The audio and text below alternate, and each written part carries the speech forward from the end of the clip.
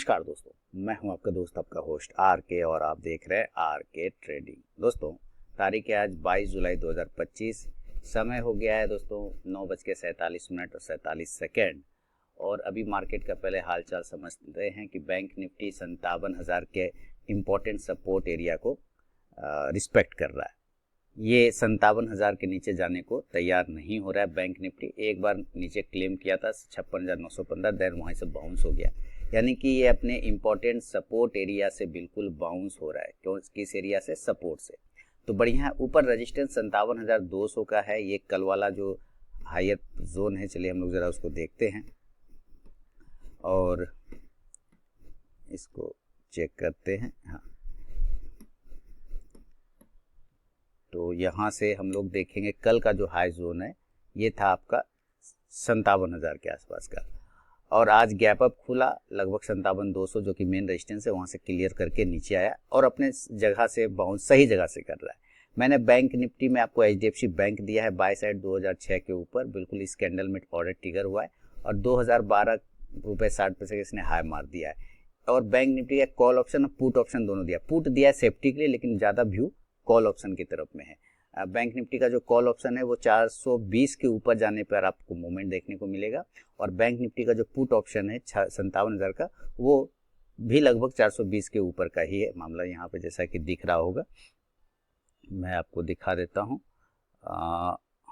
ये तो 420 के ऊपर और इसका 410 के ऊपर 57,000 का पुट ऑप्शन। हालांकि इसने एक स्पाइक लगाया है, लेकिन ये फॉल्स मुझे लगता है कि ट्रैप हो सकता है यहाँ पे व्यक्ति।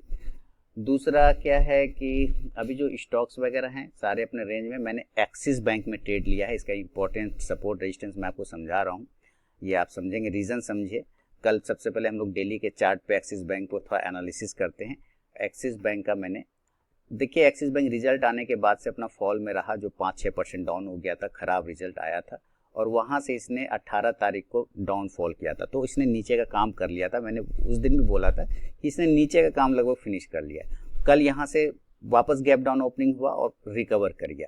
तो इसका मतलब क्या है कि ये जो नीचे 5-6% है ना, और उसके बाद जो ये है, ये रिकवर वाला मोड है, यानी कि शॉर्ट कवरिंग चल रहा है इसमें। और अभी अगर आप इंस्टा ऑप्शन देखेंगे ना इसका, चलिए मैं एक्सिस बैंक का आपको इंस्टा ऑप्शन दिखाता हूँ, तो आपको इसमें लॉन्ग बिल्डअप नज़र आएगा। कल ये शॉर्ट कवरिंग में था, आज ये लॉन्ग बिल्डअप में आपको नज़र आएगा। ये लॉन्ग बिल्डअप वाला चार्ट है ना, यहाँ आप देखेंगे ध्यान से तो आपको एक्सिस बैंक इस पे नज़र आएगा। तो यहाँ पे लगभग आपको ये लॉन्ग बिल्डअप में, यानी कि लोग पॉजिटिव साइड नीचे का मान के चल रहा है कि जो नीचे का करेक्शन होना था वो हो चुका है। इसलिए यहाँ से जो इसका मेन सपोर्ट है 1100 के आसपास का, वहाँ पर 1100 का अगर ऑप्शन डेटा भी आप देखेंगे 1100 के आसपास का, तो यहाँ पे आपको 23 लाख के आसपास में पुट राइटर है, कॉल राइटर 33 लाख है। इसका मतलब क्या है कि ये कॉल राइटर ना अब ट्रैप हो रहा है, क्योंकि हम 1100 के ऊपर सस्टेन कर रहे हैं। तो ये कॉल राइटर शॉर्ट कवरिंग करेगा तो ये ऊपर लेके जाएगा। ये जो ऊपर लेके जाएगा तो आपको एक बेहतरीन मूवमेंट देगा, जो कि 1110 से लेके 1120 तक जाने का संभावना बना सकता है, यानी फाइनल 1120। तो फिलहाल ये जो प्राइस चल रहा है आप यहाँ पे देखेंगे 1104-5 अभी हाई लगाया था इसने 1108 का। तो एक अच्छा प्रॉफिट मुझे बना होगा। अभी माइनस दिख रहा है, नहीं पॉजिटिव हो गया 250 रुपये। माइनस इसलिए आपको दिख रहा होगा क्योंकि ये नीचे आया था ना, ये कैंडल, ये वाला ये कैंडल, इसलिए आपको माइनस दिख रहा होगा। अब ये आज की ये पहली कैंडल है, आप ध्यान से देखिए 9/15 की पहली कैंडल है। इसका हाई था 1107 रुपये के आसपास का। इसने आज का डे हाई को तोड़ दिया है, क्योंकि इस कैंडल ने जो हाई लगाया है वो है 1108 रुपये का।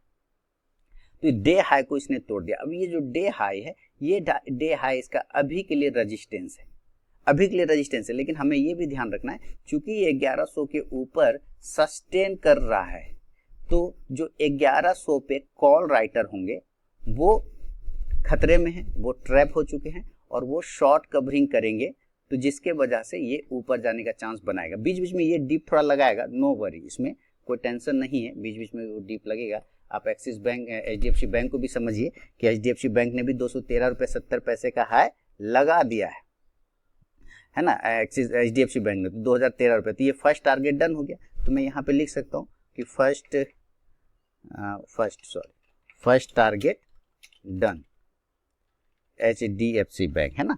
तो इस वजह से, क्योंकि ये सारे बैंकिंग सेक्टर अभी थोड़े से पॉजिटिव नज़र आ रहे, थोड़ा सा आरबीआई का भी इसमें रोल है, और जो स्टॉक से करेक्शन कर चुका था इसके वजह से जो है आपको यहाँ पे एक मूवमेंट देखने को मिला है।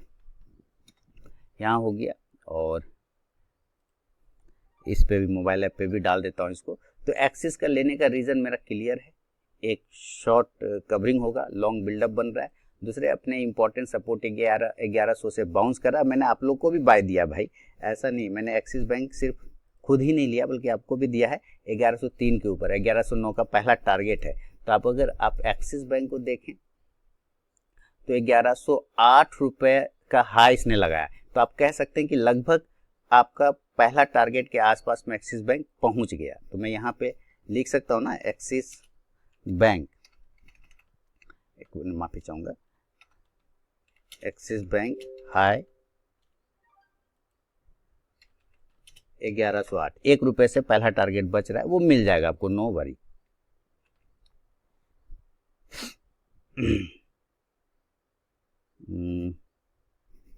हाँ ठीक है, ये मिल जाएगा आपको, इसके लिए कोई दिक्कत नहीं है।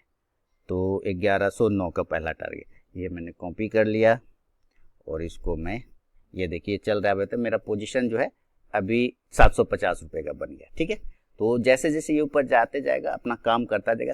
ये अभी मैं YouTube के कम्युनिटी गाइडलाइन के हिसाब से ही काम करने की कोशिश कर रहा हूँ कि भाई आपको मैं समझा सकूँ कि आप ट्रेड करते हो तो उसका रीज़न क्या है, और कोई बाय सेल ना बोल पाऊँ मैं यहाँ पर कि मैं यहाँ पर आपको बाय करना, नहीं, सपोर्ट रेजिस्टेंस को ही समझ के आपको काम करना चाहिए। चलिए, तो यहाँ पे काम हो गया। तो धीरे धीरे हमारा ये 3% ऐसे एक्चुअली रहता है, तो 750 718 चल रहा है। मैं आपको बाइंग प्राइस 6 रुपये 90 पैसा है, 8 रुपया 10 पैसा चल रहा है, तो 750 का है, एक ही ट्रेड है, सिंपल 875 हो गया। तो अपना काम हो गया। अभी इसमें इन्वेस्टमेंट देखेंगे आप कितना है, 4313 रुपये का मैंने इन्वेस्टमेंट किया है। ठीक है, 6 रुपया 90 पैसा गुना 625 क्वांटिटी का लॉट होता है। तो आप यहाँ से कैलकुलेटर ओपन करें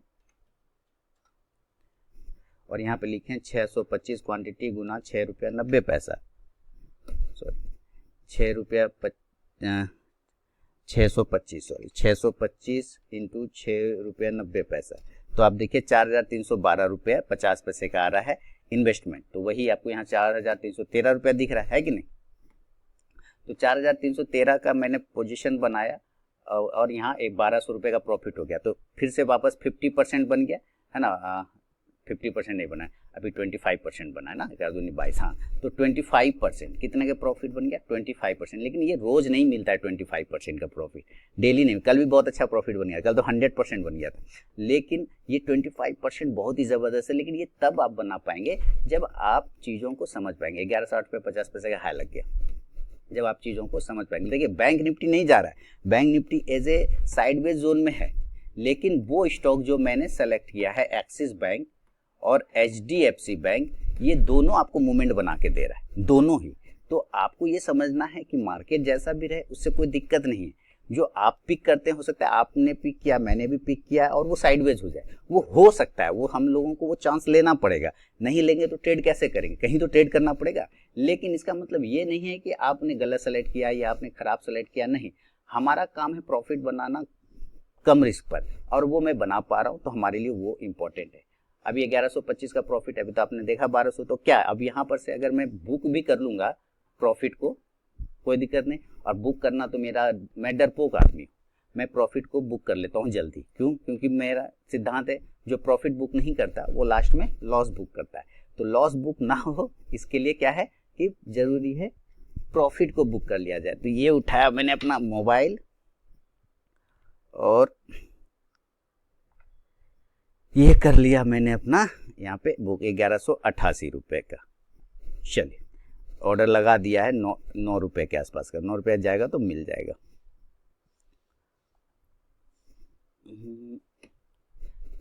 अभी 1208 रुपये 70 पैसे, 9 रुपये जाएगा तो मिल जाएगा, डोंट वरी। तो अपना काम यहाँ पे हो गया, नहीं भी तो उतना तो बुक हो ही जाएगा। तो आप समझ गए होंगे सिलेक्शन क्यों हुआ, रीज़न क्या था। और डेली के चार्ट को एनालिसिस डेली करना, मैंने आप लोग को पहले भी हमेशा बताया है कि जब आप रात में बैठते हैं ना, तो डेली के चार्ट को एनालिसिस ज़रूर करिए और देखिए कि वो चार्ट आपको क्या कहना, क्या समझाना चाह रहा है। अगर आप समझ पा रहे, देखिए हमेशा सही नहीं हो सकते, पर हमें करना है कि 10 बार में से हमें बस 6 बार से लेके 7 बार करेक्ट होना है। अगर आप 10 ट्रेड कर रहे हैं तो हमें 6 से 7 बार ही तो सही होना है। 10 डिसीजन में अगर 6 से 7 डिसीजन सही हो जाता है तो आपका काम हो गया।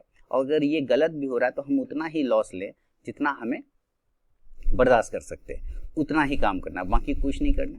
अभी जो मैंने आपको कहा कि इसका टारगेट 1110 से 1120 का फाइनल टारगेट हो सकता है।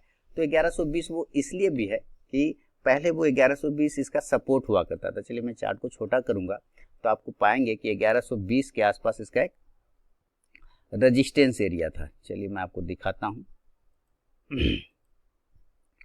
और यहाँ से एक हॉरिजॉन्टल लाइन लिया, ये देखिए 1116 है ना, ये ठीक है, और एक है 1110 वाला, ये लगभग यहाँ के आसपास का। तो ये सारे हर्डल हैं इसके। इस हर्डल को ब्रेक करने पर इसके पास फिर एक रास्ता बनता है जो कि 1150 तक जाने का संभावना बना सकता है, लेकिन फिलहाल अभी ये 1115 1120 ही इसका हर्डल है। तो धीरे धीरे ये चलता रहेगा, उसके लिए कोई टेंशन वाली बात नहीं है आपको। जो बैंक निफ्टी मैंने इसलिए कॉल पुट दोनों दे रखा है क्योंकि बैंक निफ्टी अभी साइडवेज है, ठीक है। अब इसमें कोई रॉकेट साइंस लगाए अपने दिमाग में कि नहीं ये तो गड़बड़ हो गया, तो वो अलग बात है। क्योंकि भाई मार्केट मेरे पिताजी का नहीं है, मेरे घर का नहीं है। आपको मार्केट के कंडीशन को समझना पड़ेगा, है ना। तो वो समझ के अपना रिस्क को आपको मैनेज करना होगा और देन आपको ट्रेड करना है, एग्जीक्यूट करना है। अगला सप्ताह मेरा नज़र रहेगा टाटा मोटर्स पर। अगर मैं नेक्स्ट सप्ताह ट्रेड करने की कोशिश करूंगा ना तो मैं टाटा मोटर्स को ज़्यादा फोकस में रखूंगा। मुझे लगता है इसकी जितनी पिटाई होनी थी हो गया है। नीचे आप देखेंगे तो इसने 570 से 740 और उसके बाद अभी 670 चल रहा है। तो नीचे से जितनी पिटाई होनी थी हो गई है और मुझे लगता है अभी संभावना है इसका अब यहाँ से रिकवर करने का, लेकिन फिलहाल अभी रुका हुआ है, जगह पर है। कल वोल्टाज दिया था, इसने टारगेट डन कर दिया था, लेकिन आज देखिए वोल्टाज में गिरावट है। तो ये आपको चीज़ें, गैप डाउन खुला और गैप डाउन से रिकवर करने का कोशिश कर रहा है, लेकिन फिलहाल गिरावट है। तो अभी ये चलता रहेगा, लेकिन हमारा तो भैया जी है एक्सिस बैंक। देखिए 1110 का हाई लग गया है ना, 1110 पे 60 पैसा, तो पहला टारगेट डन हो गया। हमारा प्रॉफिट क्या हुआ, डन हुआ 1250, 9 रुपये पे प्रॉफिट बुक हो जाएगा। 8 अरे 9 रुपया दे दो 1312, अरे नहीं दिया, कोई बात नहीं। तो मैं यहाँ पे लिख सकता हूँ ना 1110 रुपया 60 पैसा एक्सिस बैंक, है ना। एक्सिस का हाई हो गया, एक्सिस बैंक हाई हो गया 1110 रुपया 60 पैसा, और ये 1109 का ही पहला टारगेट था, तो ये तो डन हो गया, तो अपना काम फिनिश है। तो इस तरह से आप थोड़ा सा जो है ना मन को स्थिर रख के ट्रेड करेंगे, स्टॉक सेलेक्ट कर लेंगे, थोड़ा सा अपना रिस्क को मैनेज कर लेंगे, तो आप एक सक्सेसफुल ट्रेडर बन सकते हैं। उसके लिए कोई दिक्कत नहीं है और आपको किसी को दिखाने की ज़रूरत नहीं है, आपको किसी को प्रूव करने का कुछ ज़रूरत नहीं है। बस आप अपना ध्येय रखें कि आपको थोड़े से पैसे बनाने हैं, कमाना है, बनाना नहीं है, कमाना है और मेहनत करके अपना घर लेके जाना है। इसमें किसी को शो ऑफ करने की कोई ज़रूरत नहीं है। मुझे शो ऑफ करना नहीं होता है कि भाई ये देखो मेरा 5 लाख का प्रॉफिट, 1 लाख का प्रॉफिट, है ना। वो सब चिरकुट लोग करते हैं ज़्यादातर, है ना। वो आपको अट्रैक्ट करने के लिए, क्योंकि उसको आपको बेचना है, वो आपको कुछ बेचना चाहेगा तभी तो वो चमक दमक दिखाएगा। तो ये ध्यान रखें। खैर चलिए, अब मैं आपसे मिलूँगा बाद में। अभी मुझे एक प्रोग्राम में जाना है, बेटी का एक डांस प्रोग्राम है, तो उसको लेके जाना है। तो अब मैं बंद करता हूँ और मिलता हूँ बाद में। बहुत बहुत धन्यवाद।